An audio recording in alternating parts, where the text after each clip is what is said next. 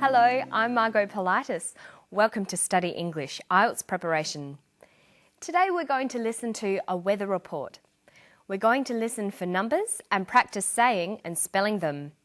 Listen to the weather in Sydney. Good morning. It looks like being another glorious summer day in Sydney.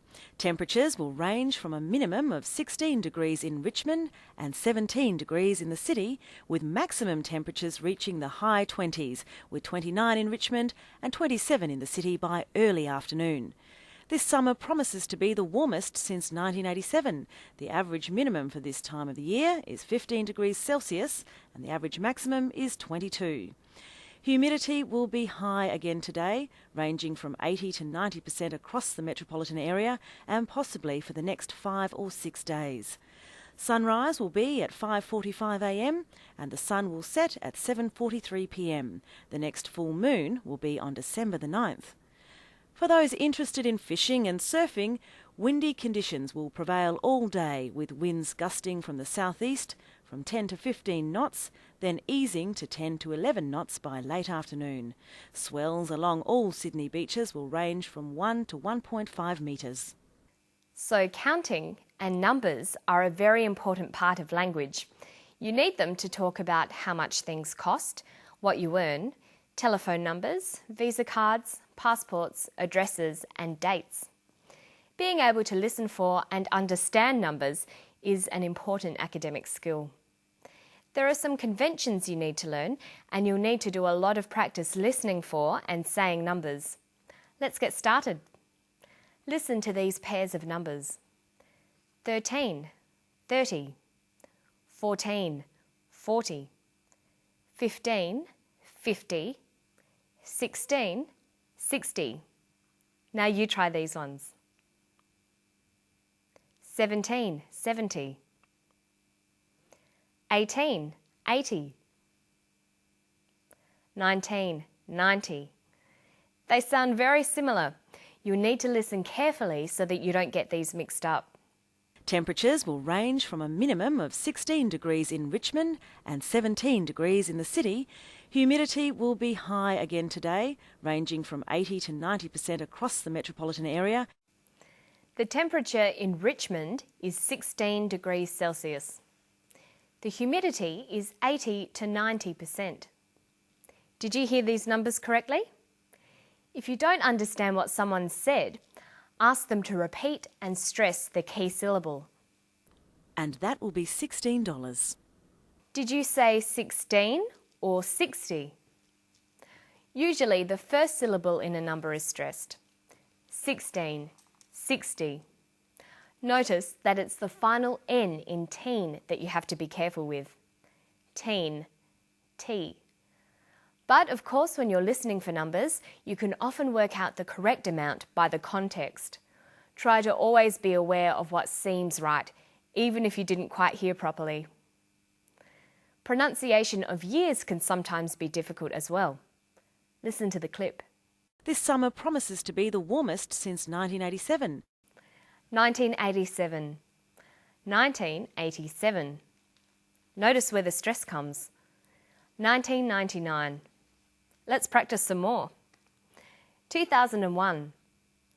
1932. 2040. Or perhaps this will be read as 2040. I guess we'll have to wait and see.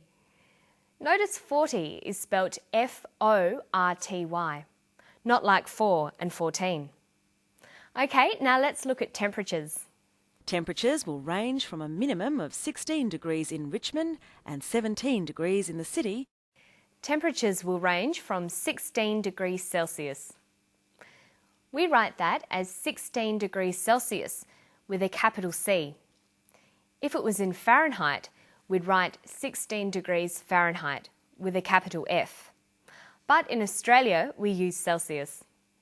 So when giving a temperature range, it's written 16 to 17 degrees Celsius or 16 to 17 degrees Celsius. These are both read out the same way. Notice that the 2 is unstressed. 16 to 17 degrees Celsius. Now we're going to listen to a different weather report. Look at it written and see if you can work out what should be written in the blanks. Here is the weather report for Sydney today, Tuesday the 14th of November.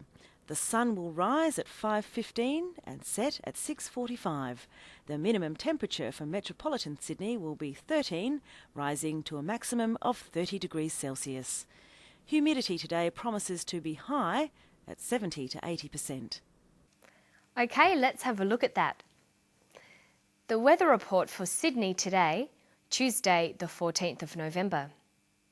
She said Tuesday the 14th of November. The sun will rise at 5:15 and set at 6:45. The minimum temperature for metropolitan Sydney will be 13, rising to a maximum of 30 degrees Celsius. Humidity today promises to be high, 70 to 80%. How did you go with that? Remember, pronouncing final consonants will help considerably in hearing and understanding numbers. This is very important so that listeners understand what you say. Listen to the pronunciation of numbers here. Humidity will be high again today, ranging from 80 to 90% across the metropolitan area and possibly for the next 5 or 6 days. She says 5 or 6 days. By linking final consonants with the first vowels of the following word, your speech will sound more natural. We say 5 or 6, 7 and 8, 9 or 10. Okay, now let's listen for some times. Sunrise will be at 5:45 a.m. and the sun will set at 7:43 p.m. The next full moon will be on December the 9th. She says sunrise will be at 5:45 a.m. Sunset will be at 7:43 p.m. Notice the way we say the time. We say the hour and then the minutes as a whole number. And we add AM for morning, PM for afternoon. 5:45 a.m, 7:43 p.m. But there are a number of different ways of saying the quarter hours. We have 7 a.m. or 7 o'clock, 7:15 or 7:15, 7:45 or 7:45, 7:30, 7:30. Now let's listen to some more of the weather report. For those interested in fishing and surfing, windy conditions will prevail all day with winds gusting from the southeast from 10 to 15 knots, then easing to 10 to 11 knots by late afternoon. Notice that she says, for those interested in fishing and swimming. Interested here is a past participle, but it's used as an adjective. English verbs have two sorts of participles, present and past. So the regular verb to interest has interesting, interested. Bore, boring, bored. Tire, tiring, tired. Excite, exciting, excited. When we want to say how we feel about something, we can use the past participle. I am interested in science. I am bored with reading. I felt tired after that walk. But when we're describing the qualities of a person or thing, we use the present participle. Science is interesting.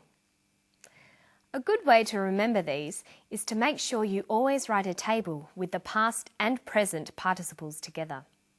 You'll notice that the present participle usually ends in ing and the past participle ends in ed. But of course there are always irregular verbs to watch out for as well. And that's all for Study English today. Hope you keep practicing those interesting participles. They should keep you interested. See you next time. Bye-bye.